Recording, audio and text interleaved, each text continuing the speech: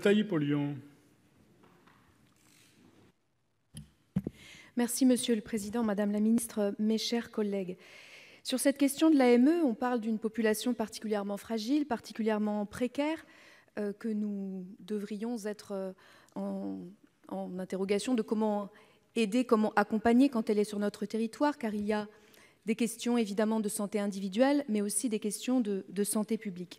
Or, on est dans une situation où on a plus de 50% de non-recours. On est dans une situation où on a un taux de fraude, et cela a été dit, particulièrement bas de 0,06%. Donc pour moi, ce que nous devrions traiter, ce n'est pas comment faire pour empêcher un accès au droit qui est déjà si mal couvert, qui est déjà peu accessible, mais comment faire en sorte que les gens qui devraient avoir accès à ce droit, eh bien, y aient accès, pour une question, encore une fois, de leur santé propre, individuelle, et également pour une question de santé publique. Or là, finalement, alors même qu'on a un taux d'accès à ce droit qui est faible, eh bien, on nous propose de mettre encore plus d'embûches pour que ces personnes puissent rester en bonne santé. Ce serait encore le mieux, mais en tout cas se faire soigner, car malheureusement, c'est bien souvent le cas. C'est l'accès aux soins.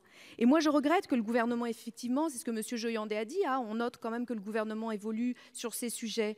Je note effectivement, et je le regrette, que alors que M. Macron a été élu sur une certaine forme d'humanisme, notamment sur les questions de l'immigration, eh bien son discours est radicalement changé, et que par là même, finalement, il est laissé la porte ouverte à une restriction de ces droits qui sont pourtant absolument essentiel dans notre démocratie. Donc évidemment, nous serons très opposés à cet amendement qui, une fois de plus, va empêcher un accès au droit qui est déjà fortement en péril.